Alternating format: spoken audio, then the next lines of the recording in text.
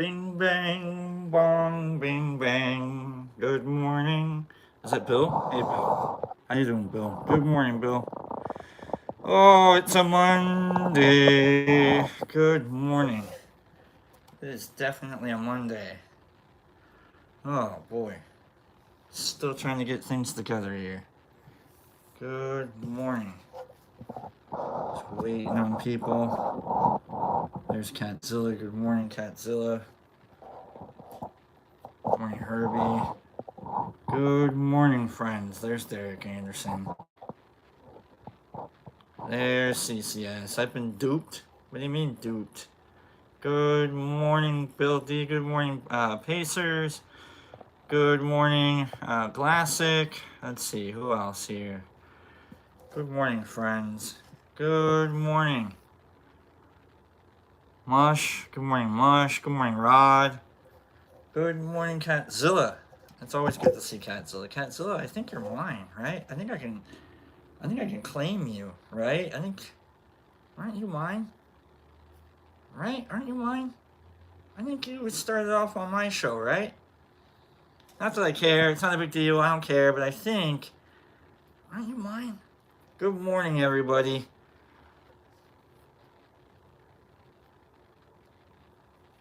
Did it say? It says T with P. T with B, right? Good morning, everybody. It says it in the title. CCS. People are like, oh, just click on the like. People don't read their notifications. No wonder things are so addictive. They're just like, oh, I bells, push button, bell, push button, bell, push button. You know? I know, CCS. I'm giving you crap as much as you're giving me crap. Good morning, friends. It's a good Monday.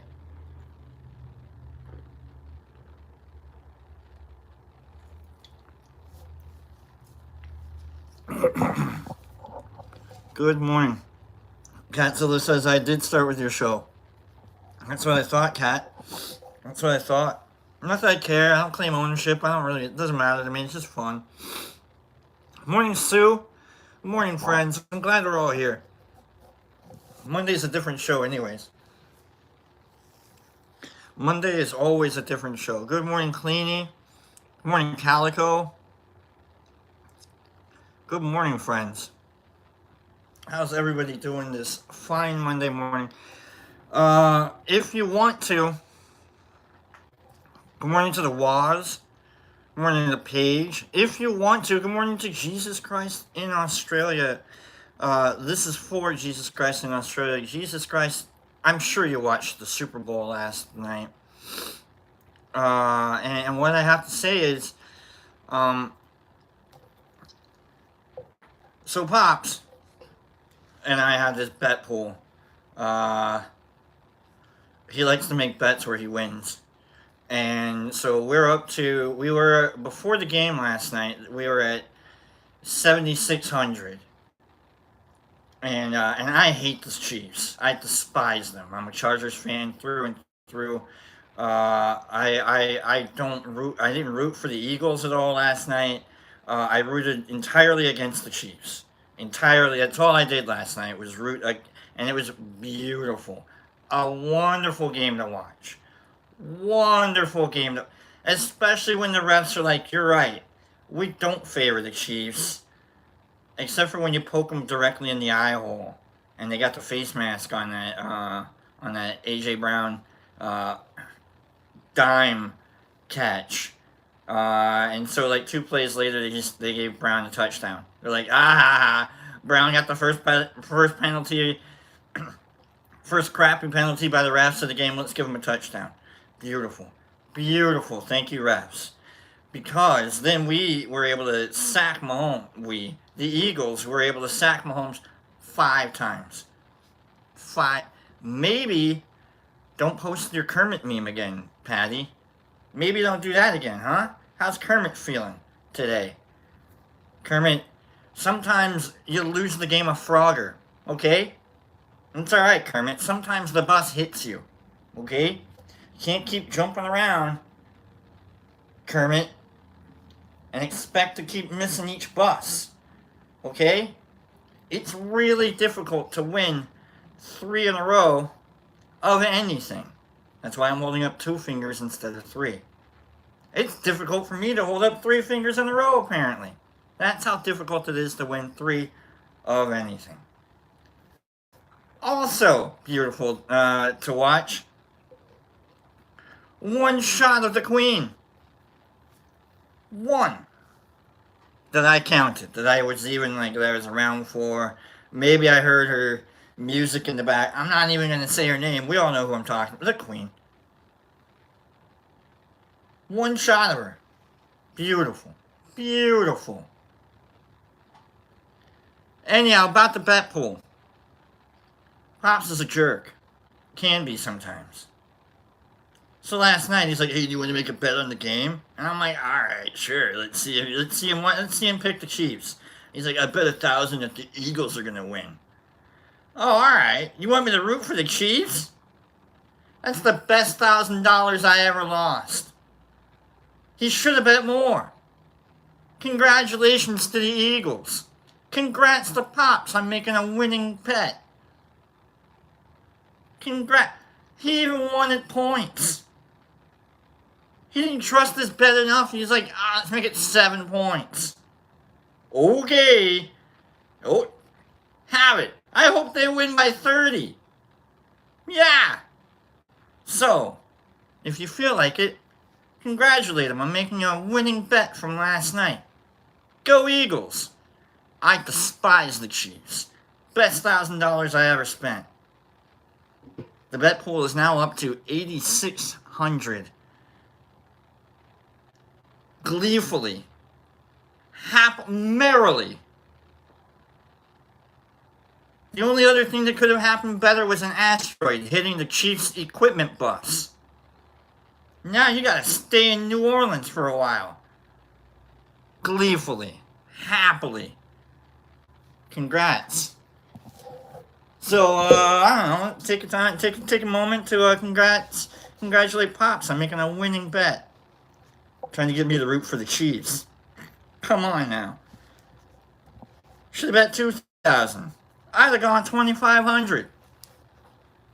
It's okay. Sometimes you just don't like teams. You know what I mean? I was at a Chiefs game. I went to a Chiefs game wearing Chargers gear. Okay, I'm the idiot that wears enemy gear into enemy territory. Okay, I'm the idiot. So, me wearing Chargers gear. Okay, remember I'm a bookcase, so it's really difficult to look at me and go, "I bet I could take that guy in a fair fight." Okay, you can't look at me and go, "You could take me in a fair fight." Nothing fair about fighting me. Unless I'm wearing Chargers gear at the Kansas City Chiefs Stadium. Arrowhead Stadium. Then you got people going, "I could take that guy in a fair fight." My buddy with me, Casey, I almost made it the worst day of his entire life. Because I couldn't keep my mouth shut. I'm the guy going, "Ah!" Even during a loss. Pops bought me and my buddy nosebleed tickets to the game, and so we drove down to Kansas City, and it was when Chargers Chiefs. They still had LT. I think. No, they had Gates. LT was with the Jets by this time, I think. But they had Breeze. And it was a rainy game, and they lost. But it was a good game, and so I'm up top, and we're passing beers. I'm sober as hell. My buddy's sober as hell, right, Casey? We're both not drinking at all during this game, thank God. But we're getting beers passed by us and such, and we got Chiefs fans just glaring at me, just "Don't touch my beer!" They're reaching over it to not let the Chargers fan have the beer before they get their beer. And I'm like, "Here, just don't worry, I'm not gonna spill the beer. Here you go." But I would intentionally shake the beer, you know what I mean? You gotta play it up sometimes, you know what I mean?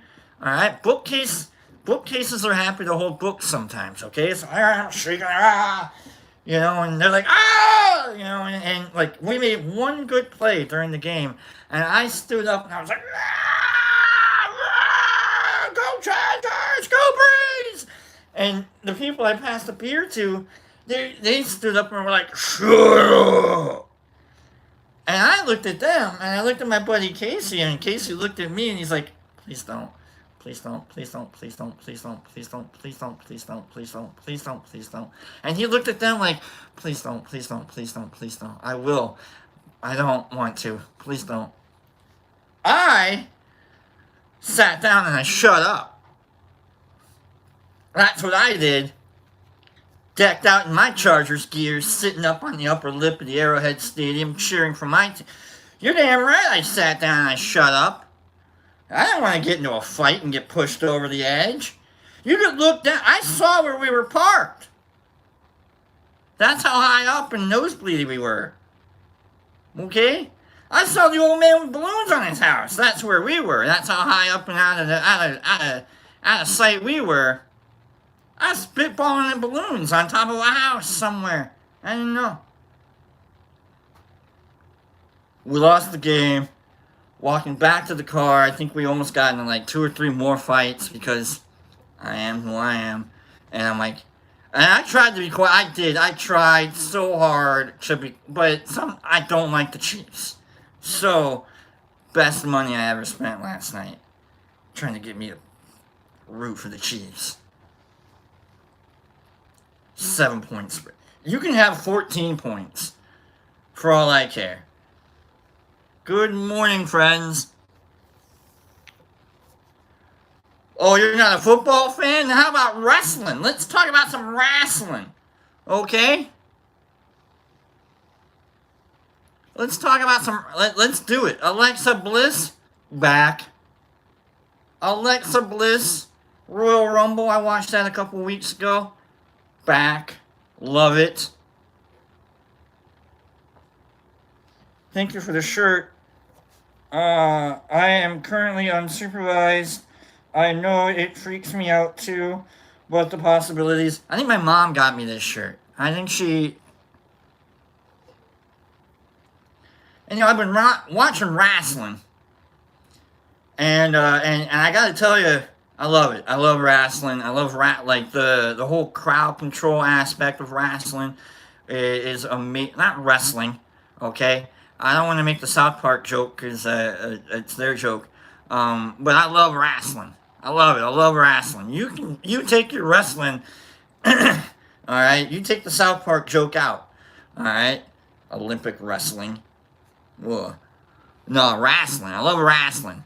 Now, 2000s era wrestling. Whew! That's some wacky whack. The Attitude Era and the Ruthless Aggression. There's some weird storylines that happen in that era of wrestling. Okay? Can you smell what the Brock is cooking, Herbie? Absolutely. Okay? There's some wicked storylines that happened in the early 2000s.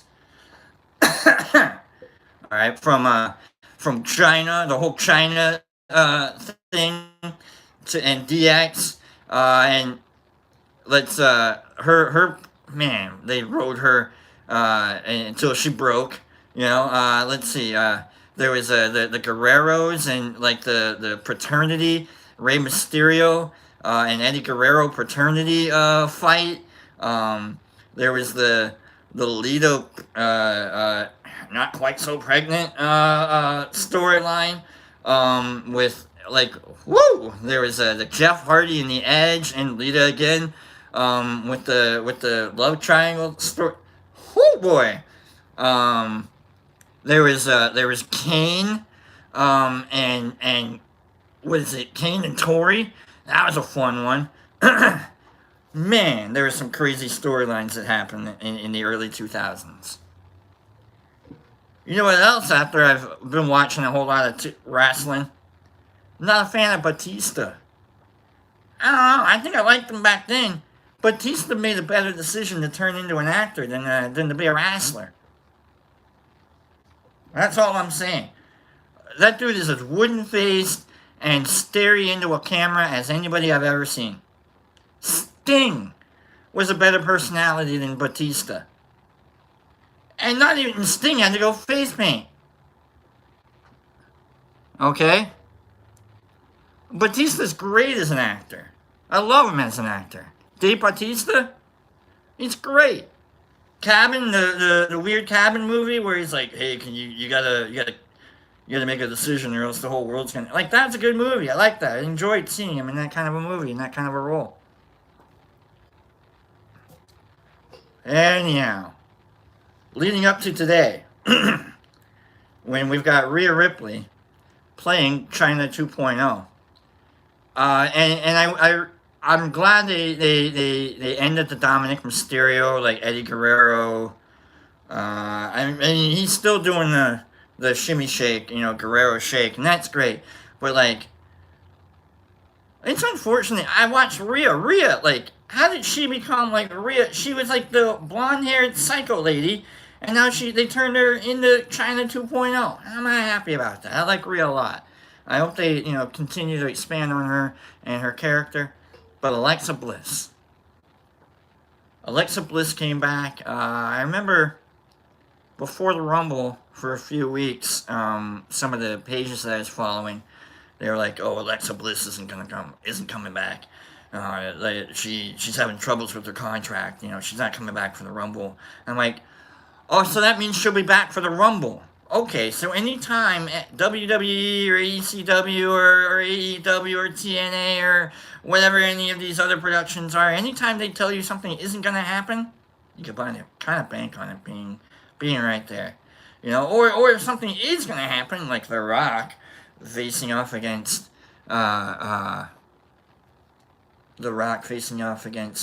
Roman Reigns, oh, that's going to happen.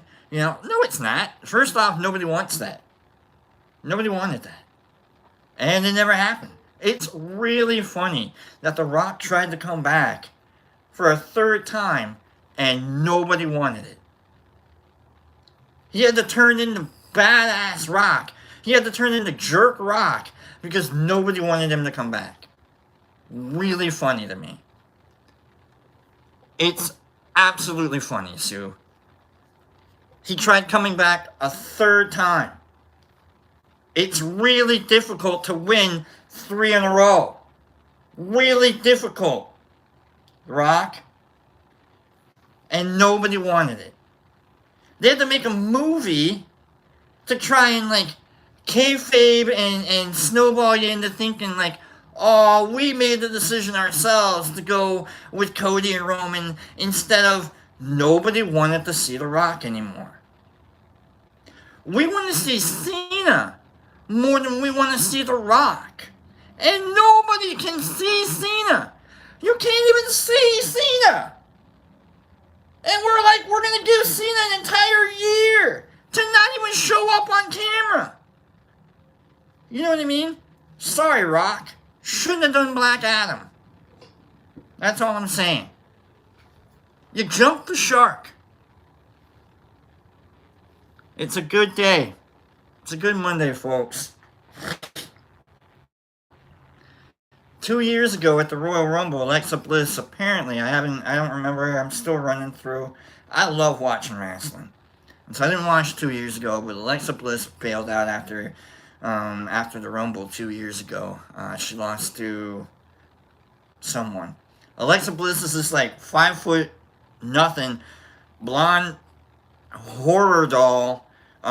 She's great. I love her. She's great. She bailed out after the Rumble 2 years ago because she was pregnant. And she had a kid.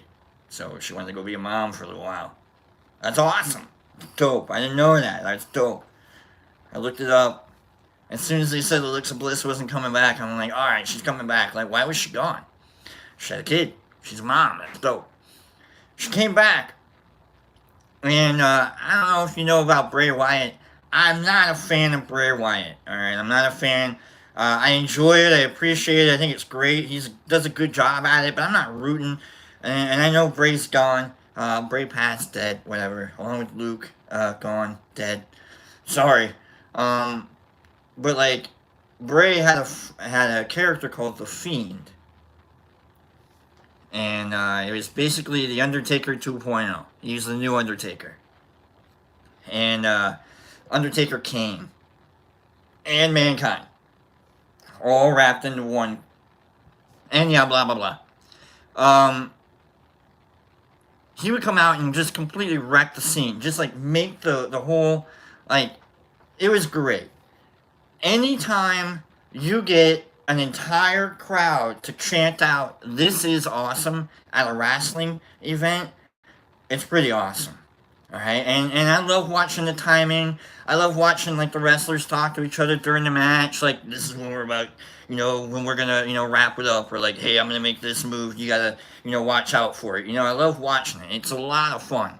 And I love it when like a crowd doesn't react to a particular thing that the wrestlers have just done, and they look at each other like, looks like we gotta step it up. And then they do, and they step it up, and they finally get the audience in on it, and they're like, oh yeah, that's awesome, that's it. Like, holy shit, like whatever. It's beautiful. And let's see, I was going somewhere. I had this. Oh, okay, yeah, the Bray Wyatt. Um, he would come out as and his entrances were so unique and wild and better than the Undertaker. That everyone would be chanting, "This is awesome," just for an entrance. For an entrance. Crowd control. Beautiful crowd control. And everybody in the audience with their phones and like got the lights on, and we're the fireflies, and like any kind of like pure crowd control. I love it. I love it.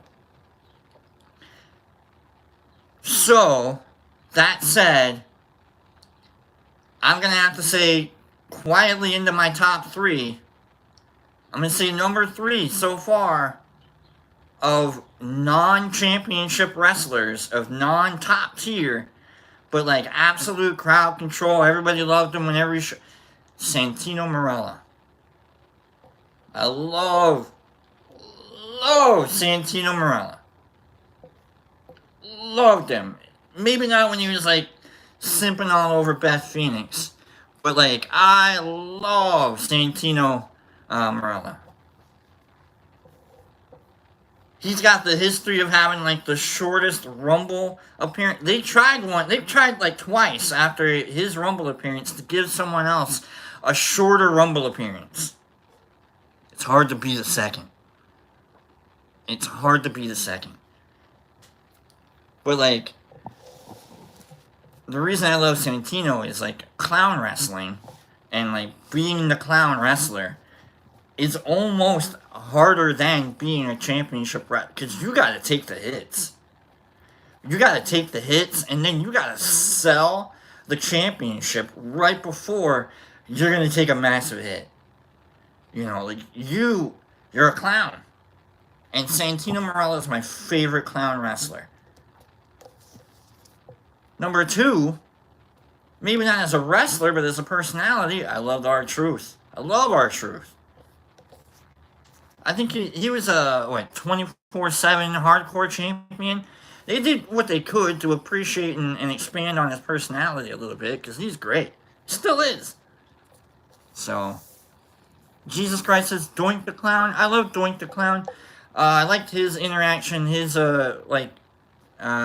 buffoonery with Jerry the King Lawler. And the match between him and Jerry the King Lawler at I want to say like Survivor Series. Hilarious, top notch, top tier wrestling, everything. So Alexa Bliss is back. When she came back, she wore a jacket, and on the back it said "Friends Forever." WWE, Netflix, whatever the popular, whatever the video stream, showing the show, wouldn't show the back of her jacket. They showed it one time and they panned off of her. Fiend for life. She did a little tribute to Bray Wyatt. So I think Alexa Bliss is going to come back with the Wyatt Six. The Wyatt Sick. Eventually. I hope she's like. I hope she becomes like the Sisters of Abigail or like the Abigail. That'd be really hilarious and great if she came back as Abigail. And wore like the Fiend mat. Oh, I would love it. Anyhow, I had to let the. I've been thinking about wrestling and wanting to talk about wrestling for a while there, and you know I just want to let you guys know that like I love wrestling. So, all right. I've just done a lot of talking for like 25 minutes there, and you know what? That was a lot of fun. Let's take a break. Let's just do it. Talk about random stuff. Anti-Chiefs. Go wrestling. You know what? Even Olympic wrestling is a lot of fun. All right, like it's not as fun though. It's not like there aren't too many storylines, you know, that you can like, really get into. Morning, Shy. Happy birthday, Shy. Happy birthday, Mr. Shy. Was it Friday? It was Friday?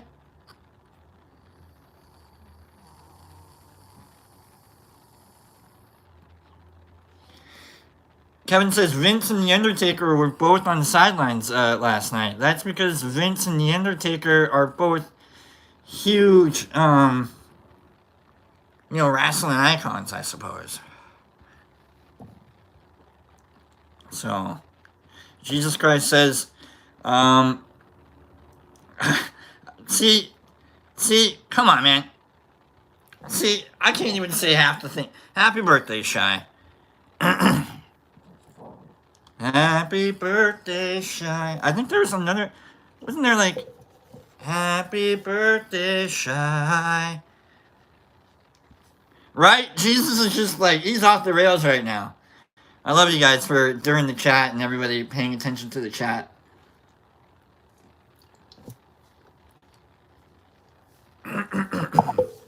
Alright, folks. Let's do another. Let's just get it done. Let's just do it and we'll get into the book. Good morning. Good morning, Niffer, by the way. I didn't see Niffer sneak in. But, good morning, Niffer.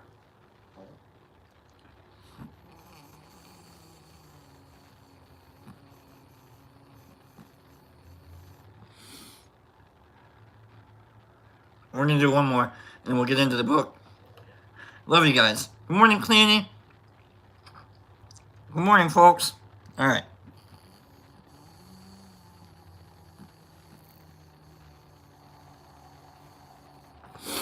Good morning, HB. I don't think I said good morning to HB either. Good morning, HB. Good morning, friends. Okay, let's get into the book. Let's...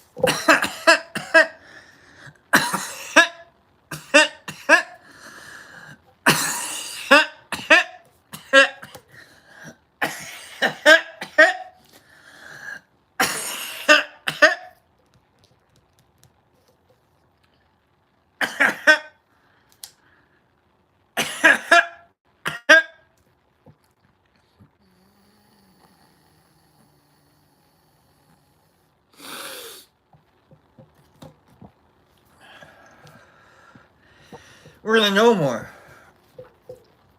KNOW, no more. Our resolution this year is that we're going to say the word no more. We're going to know more.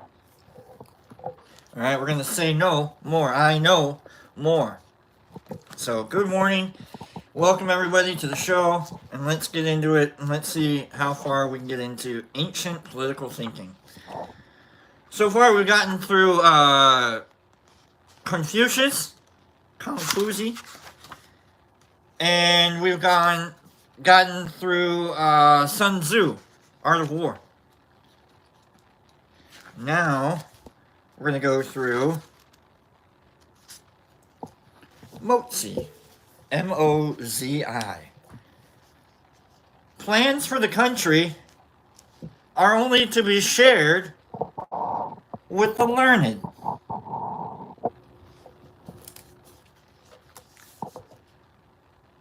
Plans for the country are only to be shared with the learned.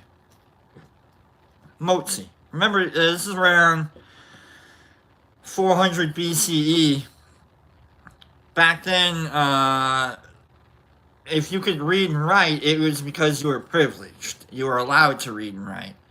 Back then, if you tried to be smart, you were just getting in the way of the harvest. Back then, if you tried to be smart, you were insulting the emperor or the king or whomever, the sovereign. So that's where this is coming from. 400 BCE, most of us had zero rights whatsoever. Toward the end of the golden age of Chinese philosophy that produced the so-called 100 schools of thought, between the 8th and 3rd centuries BCE, thinkers began to apply their ideas of moral philosophy to the practical business of social and political organization. Foremost among those was Confucius, who proposed a hierarchy based on traditional family relationships, reinforced with ceremony and ritual. Within this hierarchy, however, he recognized the importance of an administrative class to aid and advise the ruler, an idea that was later developed by Mozi, M-O-Z-I. Both Confucius and Mozi believed that the well-being of the state relied on the competence and dependability of the bureaucratic class. But they differed over the way that administrators should be chosen. One second.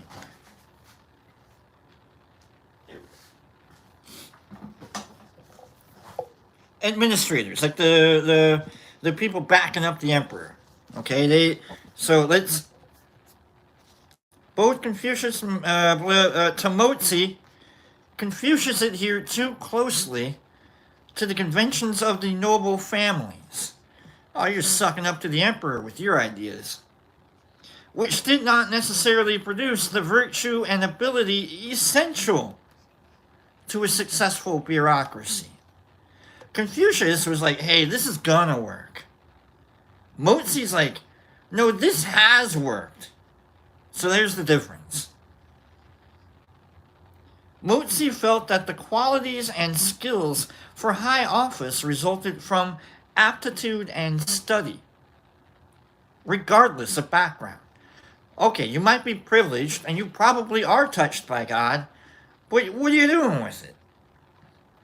Elevating the worthy, as Mozi described his meritocratic idea, meritocracy, forms the cornerstone of Moist. Wow. Moist? Is it M-O-8? Moist? I don't know where Moist comes from. Read the book. All right.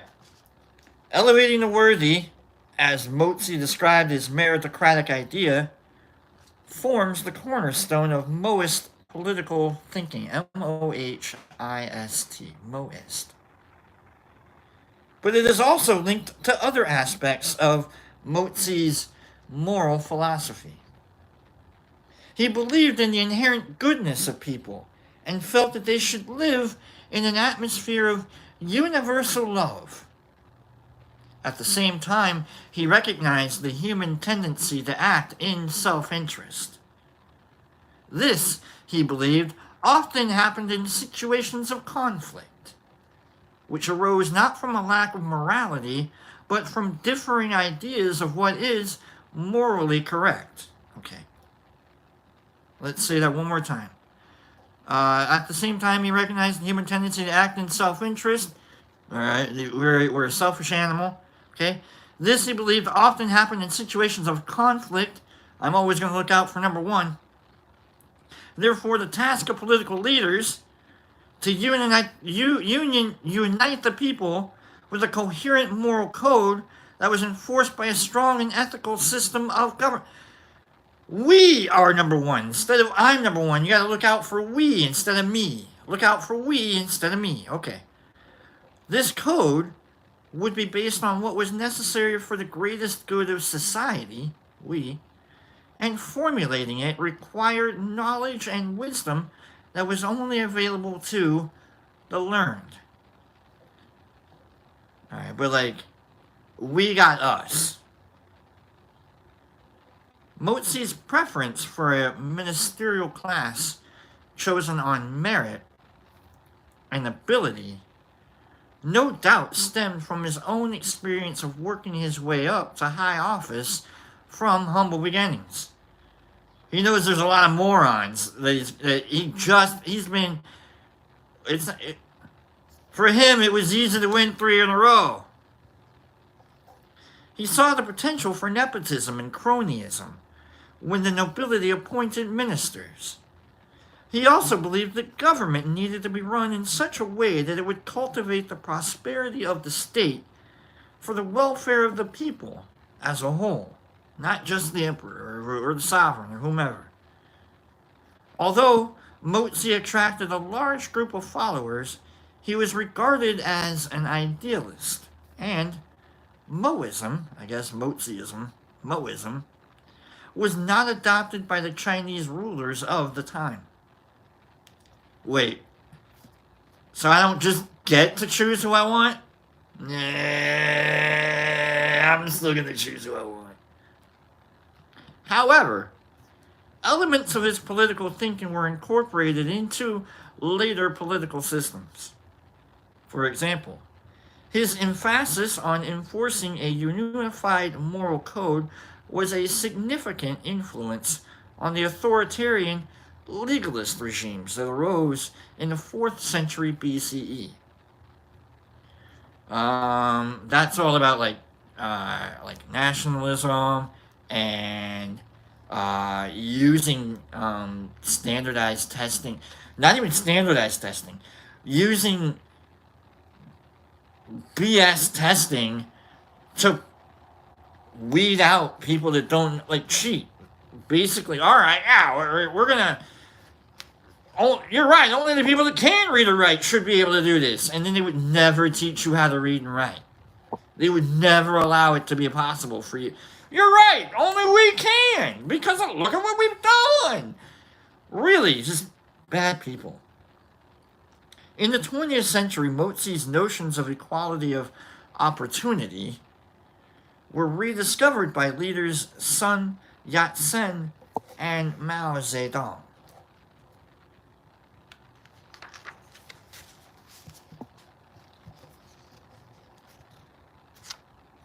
Until philosophers are kings, cities will never have rest from their evils. Plato.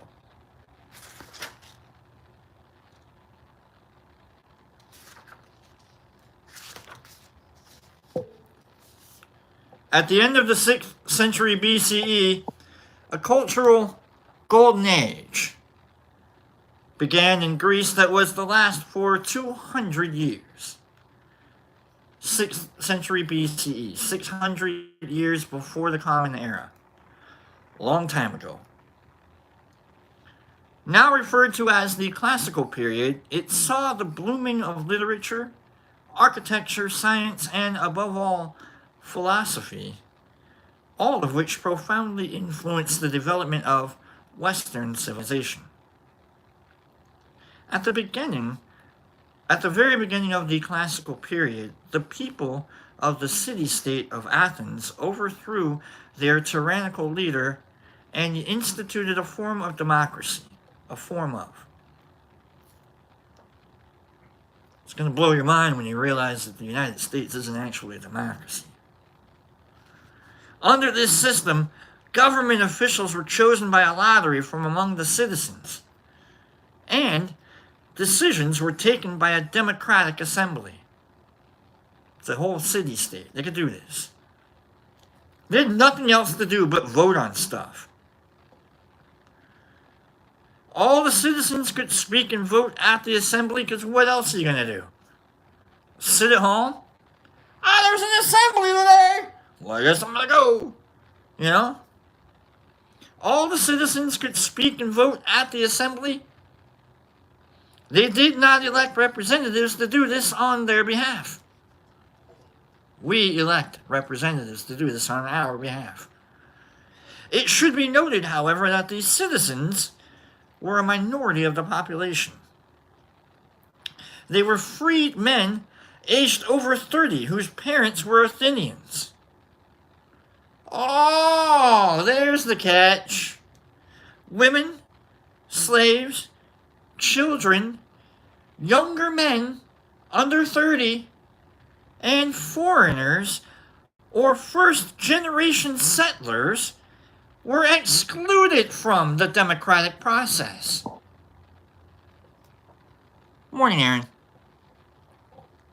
Oh, there's the catch. 30 and over. The lucky ones. This political environment quickly made Athens a major cultural center, attracting some of the foremost thinkers of the time. One of the greatest of these was an Athenian named Socrates, or Socrates, whose philosophical questioning of the generally accepted notions of justice and virtue gained him a following of young disciples. Socrates out there just asking questions. Unfortunately, it also attracted unwanted attention from the authorities, who persuaded the Democratic Assembly to issue Socrates with a death sentence on charges of corrupting the youth.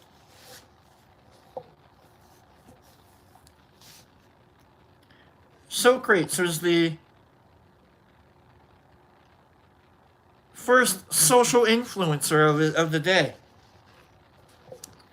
One of Socrates' young followers was Plato, who shared his teacher's inquisitive nature and skeptical attitude. Plato was to become disillusioned with the Athenian system after what he saw as its unfair treatment of his teacher. Plato went on to become as influential a philosopher as Socrates, if not more, obviously.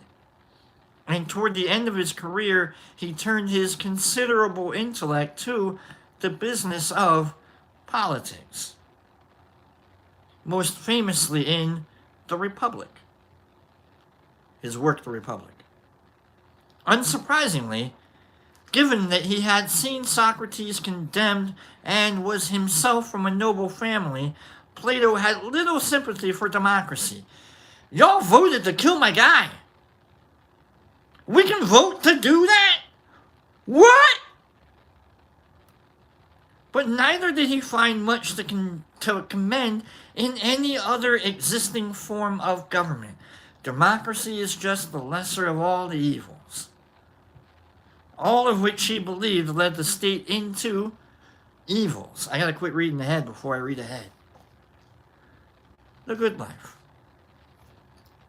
To understand what Plato meant by evils in this context, it is important to bear in mind the concept of eudaimonia. Eudaimonia, or Eudaimonia. Eudaimonia, or eudaimonia, the good life, for which ancient Greeks was a vital aim. Living well was not a question of achieving material well-being, honor, or mere pleasure, but rather living according to fundamental virtues such as wisdom, piety, and, above all, justice. The purpose of the state, Plato believed, was to promote these virtues so that its citizens could lead this good life. Issues such as protection of property, liberty, and stability were only important insofar as they created conditions that allowed citizens to live well. In his opinion, however, no political system had yet existed that fulfilled this objective, and the defects within them encouraged what he saw as evils, or the opposite of these virtues. The reason for this, Plato maintained, is that rulers, whether in a monarchy, oligarchy, ruler of the few, or rule of the few, or democracy, so you got monarchy one, oligarchy, few, and democracy, all, tend to rule in their own interests rather than for the good of the state. Plato explains that this is due to a general ignorance of the virtues that constitute the good life, which, in turn, leads people to desire the wrong things, especially the transitory pleasures of honor and wealth. These prizes come with political power, and the problem is intensified in the political arena. The desire to rule for what Plato saw as the wrong reasons leads to conflict among citizens. With everyone seeking increased power, this ultimately undermines the stability and unity of the state.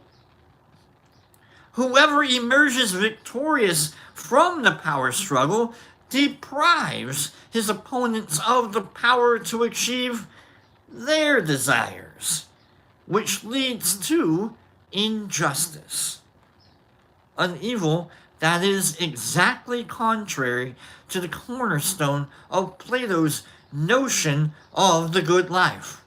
No matter what, say no.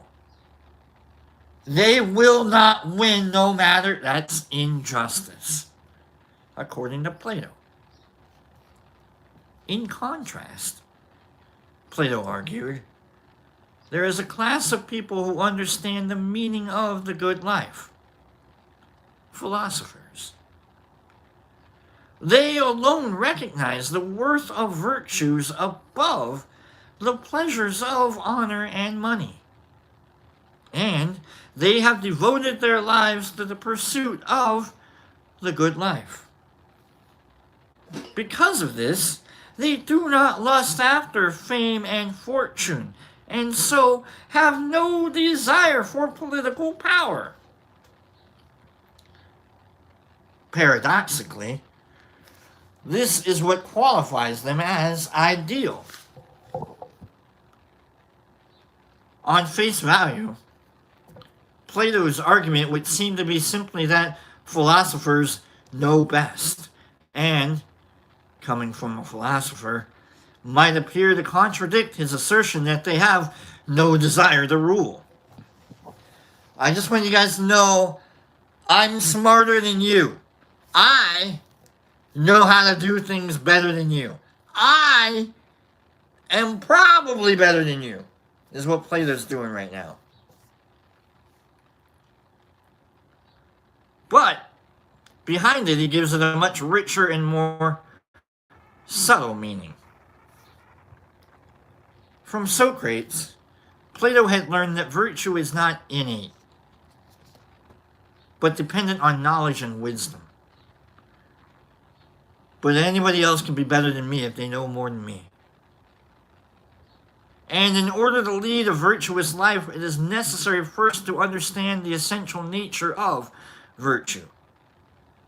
Plato developed his mentor's ideas, showing that while we might recognize individual instances of qualities such as justice, goodness, or beauty, we might, oh yeah, that's really pretty, or oh hey, that was really nice of you, or goodness.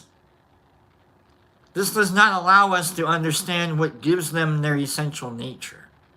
Well, I don't know, it looked just. We might imitate them, acting in a way that we think is just, for example, but this is mere mimicry rather than truly behaving according to those virtues. Groupthink, versus actually thinking. In his theory of forms, Plato suggested the existence of ideal archetypes of these virtues. It's the shadow realm for Plato. We dealt with that in the philosophy section. Here we go.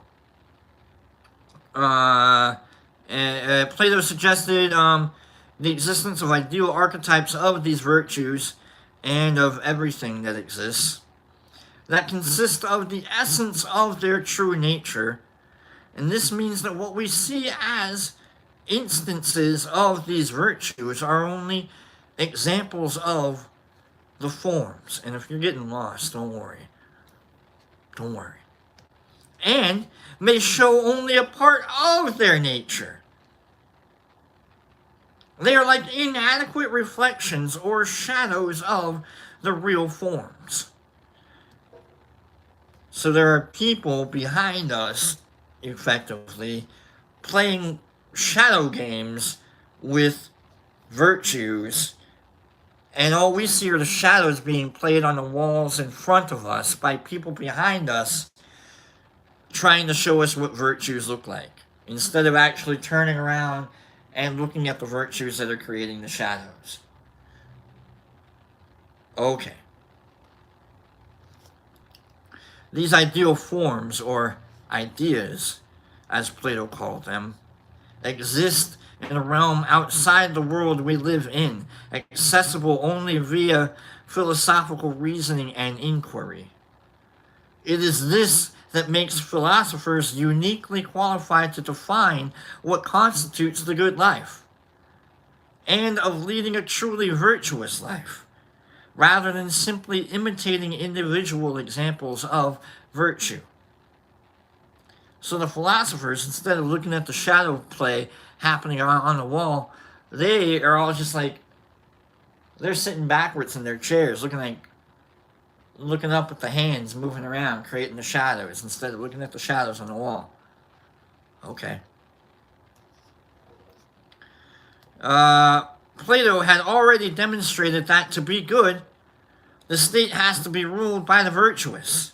And while others value money or honor above all, only philosophers value knowledge and wisdom, and therefore virtue. It follows then that only the interests of philosophers benefit the state, and therefore philosophers must become kings.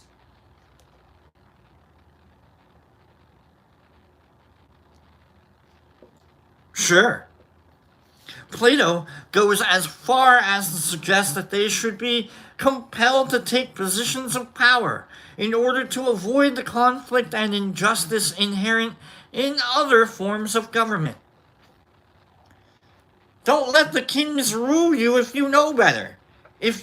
How dare you let a moron tell you how to do things wrong if you know how to do them correctly, is what Plato is saying. Plato recognizes that this is a utopian stance. Not gonna happen. And goes on to say, or those now called kings must genuinely and adequately philosophize, suggesting that the education of potential ruling class as a more practical proposition. Maybe don't cast your pearls before the swine. There's still people that have to raise the pigs, you know what I'm saying? In his later dialogues, Statesmen and Laws, Plato really messed everything up with his statesman laws and that. And come on, Plato, you're the reason why we had this. He describes a model for a state in which this can be achieved, teaching the philosophical skills necessary to understanding the good life, in the same way as any other skills that can be of use to society. However, he points out that not every citizen has the aptitude and intellectual ability to learn these skills. He suggests that where the education is appropriate for a small intellectual elite, it should be enforced rather than offered. Those chosen for power because of their natural talents should be separated from their families and reared in communes. Oh! Oh, we got a smartass in our ranks, do we? Get him out of here! Send him to smartass school! Plato's political writings were influential in the ancient world, in particular in the Roman Empire, and echoed the notions of virtue and education in the political philosophy of Chinese scholars such as Confucius and Mozi. It is even possible that they influenced Chanakya in India when he wrote his treatise on training potential rulers. In medieval times, Plato's influence spread to the Islamic Empire and to the Christian Empire, where Augustine incorporated them into the teachings of the Church. Later, Plato's ideas were overshadowed by those of Aristotle, whose advocacy of democracy worked better with the political philosophers of the Renaissance. Plato's political notions have been seen as unacceptably authoritarian. Yeah? And elitist by later thinkers. And they fell out of favor with many in the modern world while it has struggled to establish democracy. I know better than you, let me show it to you. Get out of the way. He has been criticized as advocating a totalitarian or, at best, paternalistic system of government run by an elite that claims to know what is best for everyone else. Think of the book Animal Farm.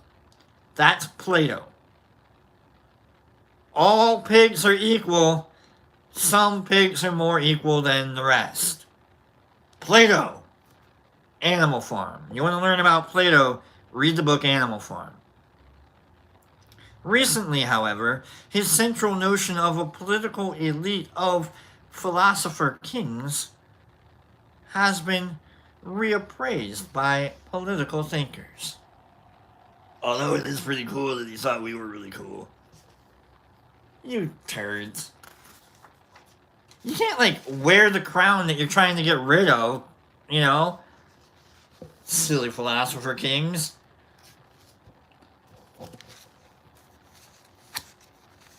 Coming up next, we won't get into it, we'll go next. Coming up next, we've got Aristotle. And then we've got Chanakya. We gotta learn about some Indian medieval ancient thinking. Then Han Fai Su, and then Cicero, and then we'll get into medieval politics. So we got Aristotle coming up. Plato. I know, maybe, because I said so. No, instead of rulers saying because I said so, it's because I know more than you. Well, how do you, go up against I know more than you? I know more, no more. We're becoming kings, yay! Anyhow, we're learning about philosophy and politics, and, that's what we're basing it on. Alright, I love you guys. Well, it's kind of a shorter show. It's fine. Usually, it's an hour and a half into it that we wrap it up. Let's get out of here. Don't forget to go to the website, thedetroitmushlab.net. thedetroitmushlab.net. There's also a backup YouTube channel we're trying to create. That I'm running just in case things go wrong. We're still waiting on trying to create a new, whatever, once pops, whatever. If you want to go to @t_with_b,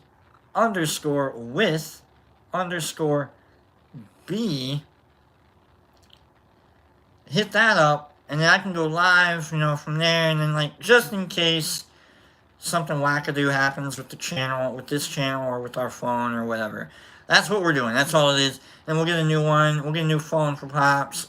whenever, and then we'll start something. So T with B is it's just like a just in case. Well, we need 50 subscribers on there, I guess, and then I'll mess around with like trying to go live and what I don't know. I hate it. Let's just that's all that's going on. So thank you for posting that up, putting that in the chat, and so let's.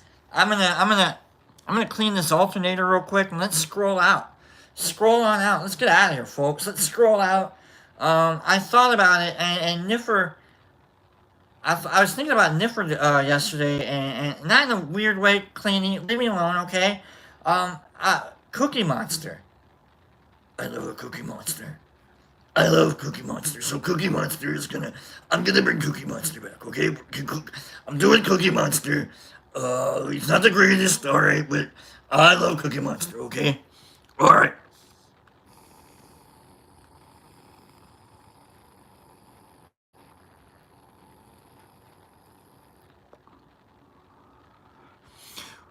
Una masa.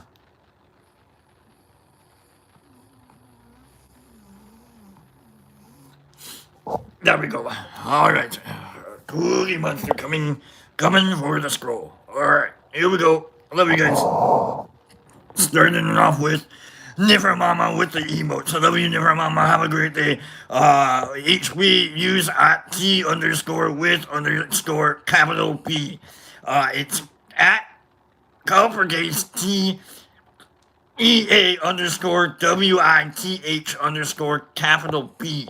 Thank you, HP. Kimberly Bolden, Charlie, Derek, Nora, Niffer, Clean Grow, Love, Peace, and Bug Grease, people, Jody's, love you, Merit Michael, will I'll be in court tomorrow, wish me luck, good luck, Classic, Huge, D, Herbie, there, Merit Michael with the Kim, and Never Mama, have a awesome day, Kim, and Herbie, we'll try that HP, Catzilla, have a great day, Brock, you too.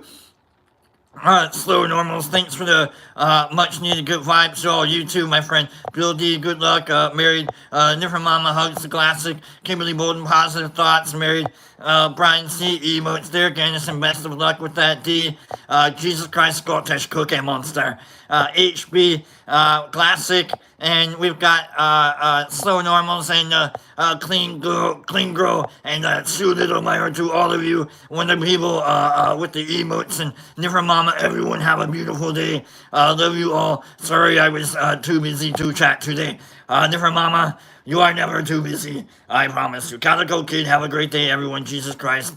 See ya, Bill. Bill D. Hey, where's the hugging? Bill, you're on the list. Married Michael, thank you, Kim. Classic and the slow normals and the Derek Anderson, thank you, Brock, and everyone for an awesome morning, and the Jesus Christ and the Niffer and Notorious. I looked it up and found with a didn't see or no, it's underscore T. It's got the underscore, the dash, the under dash, T underscore with underscore B. So I get Twitter isn't me, all right? I'm not Twitter, all right? I'm T with B. T underscore B, with under. I'm not Twitter, all right? So sorry if you're finding Twitter instead of T underscore with underscore B. Put the underscores in. Put the at. All right, don't go. All right. Here we go. Have a great night, Billy. And Kimberly and Classic and the Jesus Christ and the Notorious and the Michael Patterson, Shanti Crew and Brock, HB by E, everyone, and Married and the Notorious and the Herbie and the Waz and the Bill D and the Jimmy Max and the Page and the Good Luck Derek from the Waz and the Waz, much love fam, Brock and fam and the Classic T would be and the Jesus Christ, my hugs come with the free loop. Oh my God, do they? Oh come on, Jesus Christ, I read that out loud. It's Cookie Monster. Page at T with B. It's on the YouTube page. It's on the YouTube. Go with the YouTube page. Okay, forget you gotta put the at. Okay, you got the at. Okay, we got it. Okay, here we go. And now we're at the end. All right. Here we go. Who said it? Who's someone? Was it Bill with the hugs? Let me introduce. We got a visitor here. Welcome, Bill's better self. Bill's better self. How are you? We're gonna learn how to. We're gonna do a 1, 2, 3, and we're gonna hug Bill's better self. Was it Bill who got on the list? I don't remember who's on the list. Someone's on the list. Bill's always on the list. So Bill turns the lights on for us all the time, and it's great. Thank you, Bill, for being here for all of us. So Bill's better self, come here, come on in for Bill.